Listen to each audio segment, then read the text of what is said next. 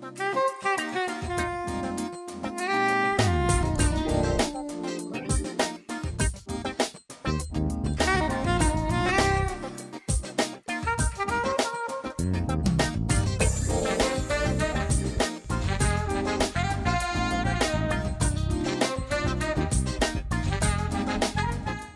I'm Max. Hi, and I'm Denise.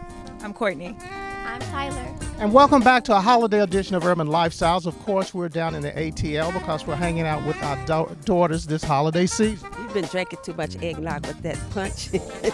I think you are correct. Punch, I meant liquor. But we've got a great show planned today. We're going to be talking about an interview I did with Ricky Smiley, also an interview you did with a playwright author. Yes, she's well known, and her sister is. And Courtney, tell us what's been happening with you. You know, favorite time of the year, get to shop, shop, shop. I don't know how that's different from any other day, and Tyler, how about you? Well, I bought a home recently, so I'm not in shop mode, but home improvement mode. Okay, so we're going to catch up on everything that's going on, so we'll take a quick break and back with more Urban Lifestyles right after this. And on location, by the auction that sold a generation. A bunch of lies and stereotypes, deception designed by the white to blast in your stereo, right? Check it, light or dark you lose, women and men abused, African or American, you choose. Cause when fact remains the same that we're black, and we're more than their last names. Don't believe the lie, unify. Our approach to youth violence prevention, historical. Join the conversation and find out what Louisville Youth Voices Against Violence is doing. Visit Pride, Peace, Prevention. Well, Denise, you've got the first segment, and it's about an interview that you did, so tell us about that. Oh, with a well-noted playwright, Ifa Baeza, and her sister is well-known, Ntozake Shange. Okay. And they've got some really good plays that they've written, but it was a delight just having the interview with her, so let's just take a look.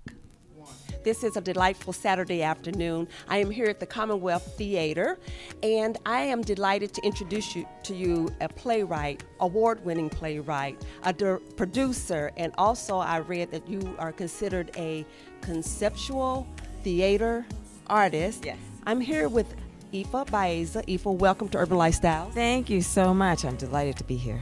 So by your own merit and your work, you have a lot under your belt, but a lot of people, I'm sure, associate you with your sister, Ntozake Shange. Yes. All right. Well, she is my sister, and she's the other, maybe antagonist of this piece that I'm doing about our childhood. She's the author of For Color Girls, and we are kindred spirits. We have been since childhood, and it was my, I think, suggestion as a playwright to get her as a poet, to bring her work to the theater. And that transformation is what then created this, what is now classic piece, For Color Girls Who Consider Suicide When the Rainbow Is Enough. Yes, that was very noted. But the play that we're celebrating here that you wrote is called Wonderland. It's Welcome to Wonderland. Yes, yes, yes. Share a little bit about what the whole play is about. It's a play about what was a seminal, transformative moment in my life when I was 9 years old, my fourth grade. And my sister had just been admitted to the first gifted school in a desegregated program. And as the middle child, I was determined to keep things equal and make sure I got into the same program. But I couldn't find out how she did it, because there was this magic test that she took, everyone in the school took, and only she passed it. And so the premise is that she tells me you have to know everything there is to know in the world to pass it, because you don't know what they're going to ask you, and I'm not going to tell you. So I proceeded to consume encyclopedia for the rest of the year, only to discover that the most important lessons in life, of course, you don't get out of books. You get out of the experience, and you get out of being in the moment and really appreciating people for who they are. So, yeah. I like that. How do you think the play is being received, and how does it have an impact on adults as well as children? Because this is, I think, during the 1950s? 1960. Oh, 60. Yes. Well, I just heard from the founders or the artistic leadership here that this is the first black play, African-American play that they've done at an academy for children. And it's a play about the intersection of race and the beginning of trying to break apart this pathology of race that has so afflicted our country. And so it's really, really important, I think, milestone for the theater, but also to see these young actors embodying characters that, you know, I think they're rich and complex because, you know, they're from my own family, but to see young people actually playing childhood characters that have dimension, that are grappling with, you know, what is a critical issue of our, still in our time today, is just so exciting to see. So, speaking of complex and how it affects people, I know you have another play that deals with Emmett Till. Can you touch on that a little bit? Yes, The Ballad of Emmett Till, which is, I guess, my breakthrough piece. It premiered at the Goodman Theater in 2008 and has been touring regionally since. And it was a one-act here for the Juneteenth Festival, the very first airing when it was just 2 scenes of Emmett and his mother. And from that, in 2005, I decided to write the full piece. And it is a play that looks at this seminal American story from the vantage point of the youth himself. Because I really encountered the story as a child of the Civil Rights Movement, as a youth in the midst of that struggle myself. And whereas most people enter the story looking at maybe Till Bradley's struggle, and I was concerned about, well, what about the children? Just as with Wonderland, you know, what is their story? And what is the agency of youth? Because I want to empower young people to think you can. There's one young kid who's now at the Emmett Till, well, he's probably graduated now, but he was at the Emmett Till Academy. And I said, well, what do you think about the piece? He said, well, you know, Emmett Till changed the world. And that tells me that I can too. So when we enjoy the world of plays, and especially those about us in our communities, you have to have somebody behind the scenes who can really get things going. I know Miss Karen Edwards. Karen, welcome to Urban Lifestyles. Thank you very much. I'm pleased to be here. I've always known you through the years, Karen, to be involved in plays, and you've worn a lot of hats. Share about that and where the hat you're wearing right now with this theater. Actually, I'm a guest director. This is the first time that I've actually had an opportunity to work with the Commonwealth Theater oh my God, I can't do that. I can't think of it. That's all right. He'll cut it. Okay. And it's the first time I had an opportunity to work with Walden Theater. So I'm directing Welcome to Wonderland. And when he read my bio and resume, I was also extended an invitation to teach a course in Black playwrights to the advanced conservatory students. So I'm doing that right now as well. Okay. I think a lot of people don't know that this is going on and exists. What would you share to the people here that's going to be looking here in Louisville and looking beyond about what's going on in plays and so forth? I think that they need to look at the Commonwealth Theater Center, because they've merged with Blue Apple Players. So what we've done is try to increase the community outreach. We also offering acting classes for adults along with the conservatory, and there are scholarships available, and there are a lot of opportunities, and people really need to just kind of look at that and just say, that's something that I could do. So when I'm looking at a play and such like this one, and I'm sitting in the audience and enjoying it, sometimes my mind goes to, how did they get the talent? What is the criteria you have to meet to be in a play? Well, first of all, you have to want to act. It helps if you have some acting ability, the ability to memorize lines, and the ability to have a stage presence that the audience will recognize and be able to transform and become the character that you're playing. So on that note, what would be the most difficult part? Because you're behind the scenes sometimes and you're directing and getting things going. What is the most challenging? I think the most challenging part is seeing the big picture. The kids or the adults, when they see their part, their character, who they interact with, and they listen for their cues. But as the artistic director, you've got to see the big picture and anticipate what you want the final outcome to actually be. So I know you were very excited about the play. It's not Wonderland. It's Welcome to Wonderland. Yeah, Welcome to Wonderland. What were you most excited about this play coming? Well, when I found out who the playwright was, I was just like, oh my God, I love this show. I love this play. And I actually thought to myself, I would direct this play for free. I wanted to do it that badly. Yeah. And what other plays do you have on the horizon, you know, in your wish list? I would like to direct Fences one more time. Back in the late 80s, my theater company was the first one to actually get the rights to produce Fences in this region. It was fresh off of Broadway, and I'd like to do that show again. It's been like 27, 28 years, and I'd like to reprise it and do that show. That was a really great show to direct.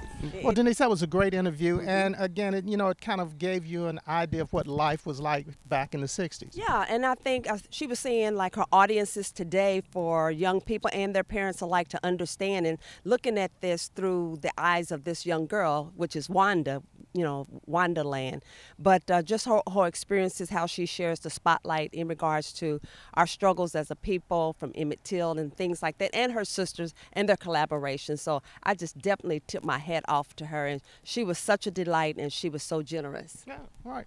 Well, I'll tell you what, we'll take a quick break and back with more of Urban Lifestyles right after this. Southern Indiana's #1 Toyota dealer. Hey folks, just take the bridge for savings. We're offering employee pricing for everyone who walks through the door. Remember, you pay what we pay. Come see me, Rodney Carter. We're closer than you think. Just take I-65, exit 4, Lewis and Clark Parkway, across from the Green Tree Mall, or visit us on the web at JeffWeilerClarksvilleToyota.com. Magic 101.3, Kentuckiana's #1 station for R&B.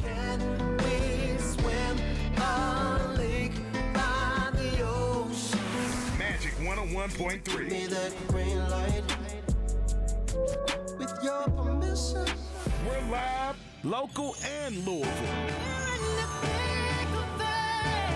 Magic 101.3, the home of Steve Harvey and Morning Show. We are Magic. Well, Denise, what is something that we are always looking for? We're definitely always looking for new show ideas. That's correct. So if you've got a great show idea, be sure to go to our website at www.urbanlifestyles.net, and that's lifestyles with the Z. And if we happen to use your show idea, you can win a free oil change from Jeff Weiler Toyota. And of course, if you're in the mood for a new or pre-owned vehicle, go by and see Rodney Carter and tell him that Urban Lifestyle sent you. I'm sure he'll be glad to help you with all of your automotive needs. Of course. All right. So we'll take another break and back with more right after this.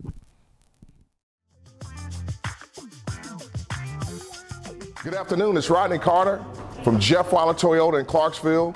For your automotive tip of the week, we want to talk about tire rotations. We want to talk about the life of the tire that you have on your automobile. It doesn't matter what brand you have of tire, it doesn't matter what car you have.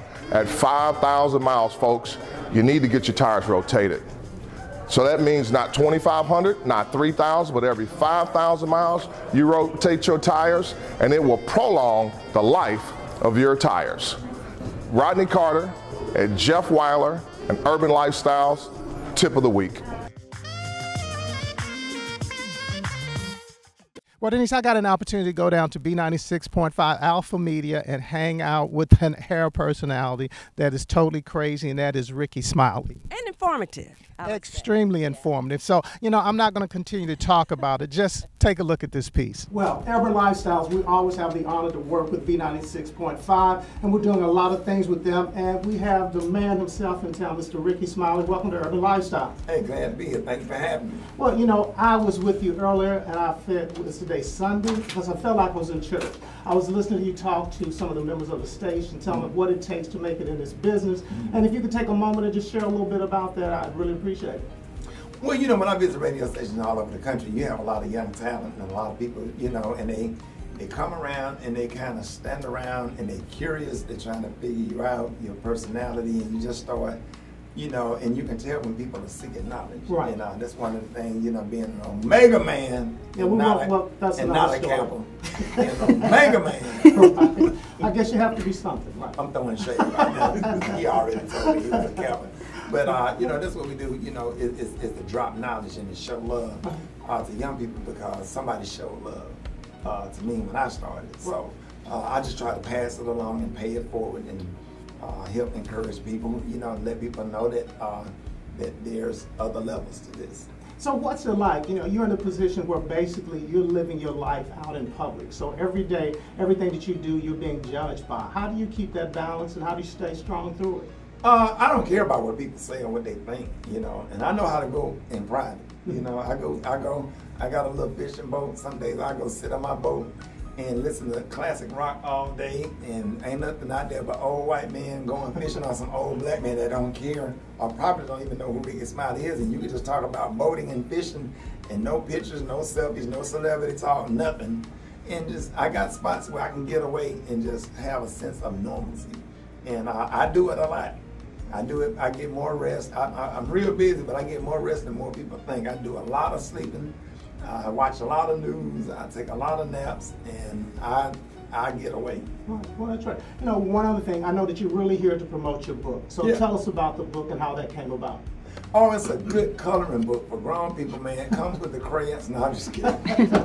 Some of them need it. Some of them need Folks it. gonna come out there with the crayons, yo, man. You got them colors with them colors. No, I'm just kidding. No, it's a great book. Ricky Smiley, Stand by Your Truth and Then Run for Your Life. It's a great book talking about my life, and have great chapters on chapters on forgiveness, chapters on redemption, and pass the torch to the parents, to the kids. It's just a great all-around book that everybody, you know, should read, and I hope everybody come out to Books A Million, and I will be doing a book signing there, and you know where you can read the book, and you can get your book signed and a picture.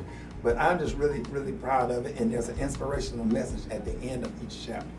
Now, you do it all. You know, you're doing movies, you do radio, now you're doing books. I mean, what are you passionate about? What's that one thing, if you could only do one, I mean, how would you single that out? I probably would like to get my pilot license. You know, I fly planes. I'm not sure I'd fly with you, but that's great to hear. I mean, but flying a plane is easier than driving a car. Right. That's for sure. See, in a car, you got a car on this side, a car on that side, one in front of you, one behind you, red light, green light, yellow light, Okay. radio, phone, distractions, all of that. When you're on a plane, you have nothing but your instruments. And it's easy because, you know, I'm trying to get my captain's license, you know, for being a boater. A lot of people don't know this, man. I drive myself to the Bahamas. I drive myself across the ocean every summer and go to the Bahamas on my own. So you are a man of many talents. Oh yeah, play the piano, play the organ, raking leaves, landscaping, brain surgeon. I can fix any kind of American-made car. If you need an alternator, a voltage regulator, I know how to pull the car up on a curve and pop that oil cap off, change that oil and pop that filter off, put that new filter on, put that oil off, and everything. Everything. And I'm talking about, I can really do landscaping for real because my granddad and I had a landscaping business. So my boys and I, we get out there, we maintain our yard and take good care. We trim the hedges and get the blower and all that stuff. And yeah, we rake leaves, everything. All right, well, so final question, what's next for me? You're doing entirely too much. You know, Yeah. I feel like I need about 2 or 3 hours to hang out with you. Oh yeah. So what's next?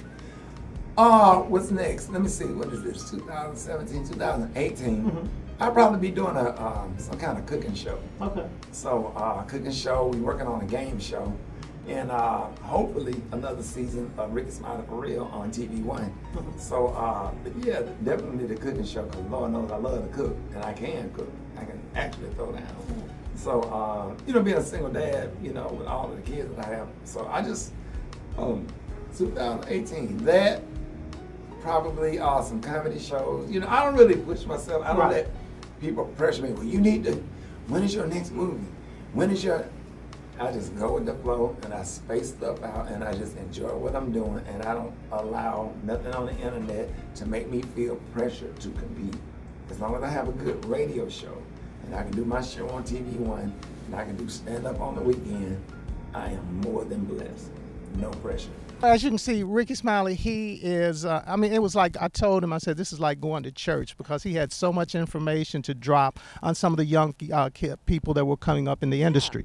Exactly. When you just shared with some of his information basically about getting to the top, and you just can't have a lot of baggage on you, which really makes sense in regards to, you know, how he explained it. Yeah, you just can't take everybody with you on your journey to the top. So sometimes, you know, it's a little uncomfortable for some people, but, you know, if you're a professional, there are tactful ways to get it done, and I think he's accomplished that. But again, out of all his information, what came to me was the saying, excellence requires discomfort.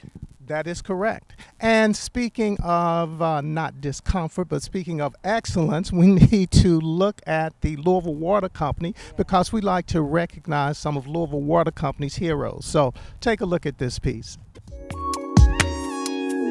name is Laurentina Smith.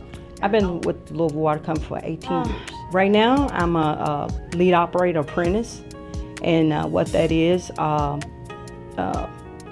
do operate as an operator when my relief is gone on vacation or is not here. You know, I step up as a lead operator because I do have my license. Well, we take care of making sure everybody has clean, fresh water, safe water when they turn on their tap, basically. And what we do is make sure everything runs smooth here. We pump the water up from the river and bring it up here and treat it, and it goes out to the customers. Sometimes it can be nerve-wracking because it's scary because, you know, not only we take care of make sure the customers have water, that's our family too. So you don't want anybody to, you know, get sick over what you know, producing. So what we do is try to make sure that we send out fresh, clean drinking water because it's a career type job. And you're learning stuff every day. I like the fact that every day it's never the same. When you come in every day, it could be something different. And I like learning. I like being at the plant. I love being up here and experiencing different things and not being out doing the same thing every day. It's every day when I come here, it could be something different. And I love the fact of being able to do that. And when I step up, that's important. And I love it. My family likes that I have this job. My father would have been proud of me. He's not here now, but he used to bring me up here all the time when I was a little girl. I have family members that come in from Alabama, Georgia. They love our water. They do. Yeah. Okay. They wish they can bottle it up and take it with them. Pure Tap, the best in the nation. Louisville Pure Tap. 'Tis the season to shop at GQ Unlimited and make all your guys' dreams come true this holiday season. GQ for the city's largest selection of slim-cut suits by Sean John, Perry Ellis, and more. Accessorized with shoes by Stacey Adams and hats by Dobbs and Stetson. GQ for a wide selection of designer socks, sports coats, slacks, and sweaters. GQ, where the well-dressed man shops and shops and shops. Links in description. Louisville's B96.5 is DJ Q, and you know what? Around the holiday season, I like to spend my time with my family. We watch a lot of movies, and you know, we just sit around and crack jokes on each other. And this holiday season, I just want to say from me to you, you know, I hope you enjoy your time and spend it with your family. You know, what's more important than spending time with your family? It's DJ Q, Louisville's B96.5. Happy holidays this Thanksgiving and Christmas season. I'm Natasha Collins. My Thanksgiving tradition would be spending big Thanksgivings at my grandma's. My mom's mom would always host the entire family, and that was the best time ever. We'd always be with all of our cousins, and so it would usually, in addition to everything that Thanksgiving entails, the turkey, the stuffing, usually involve some of my grandma's cake, usually pound cake, sometimes some other cake, but one of the things that she would always make was pistachio pudding, and I would look at it and I was like, this looks disgusting. It was green and Cool Whippy, and then I tasted it and it was sweet deliciousness. So probably pistachio pudding and just quality time with the family. Rest in peace, Grandma, but love the tradition that she left behind for us. Hey, Urban Lifestyles, it's Juan Hustle of the Afternoon Rush, B96.5. This holiday season, I'm most thankful to have healthy children. My family's healthy, everybody's strong, everybody's doing what they love, and I'm just looking forward to the food. And seeing the kids of the family open up them gifts on Christmas morning and spending time with my family around Thanksgiving. From my family and the team here at B96.5, happy holidays. My favorite holiday, if you could tell, I do have on my Christmas tie, is Christmas. Ever since I was a little boy, I just remember preparing and getting ready for Christmas holiday, growing up on a farm and having a big family get together on Christmas Eve. And that includes my immediate family, all my brothers and my sisters and my cousins and aunts and uncles. and we would celebrate with a meal on Christmas Eve. And then we would all go to midnight mass on Christmas Eve, and we would come back and then sing carols. I love Christmas music, and I love the true meaning of Christmas. And I like participating in making sure that all the little children are happy and they understand the true meaning of Christmas. As I shared at the top of the show, I did just buy a new home, but I'm not the only Maxwell in this family that got a new home. My sister got a new home as well. So we're going to give you some tips about what a new home means to us and what we like to do to kind of dress it out, as my mom says. Courtney? So for me, my version of new home is adding my touch to it, and I like to call it a little shimmer, sparkle, and shine. And whether that be with new tile black splash or a light fixture, anything you can do to add a little, beautiful to it.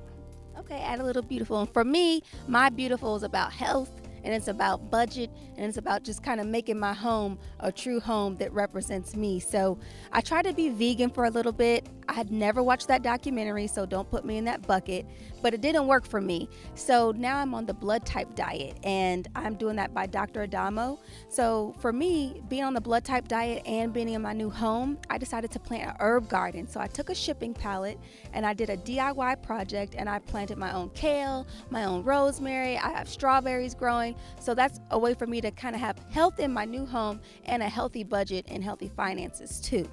Courtney, what about you? What else? I'm gonna come to your house for that herb garden, and hopefully you'll have some mint for those mint juleps come Derby.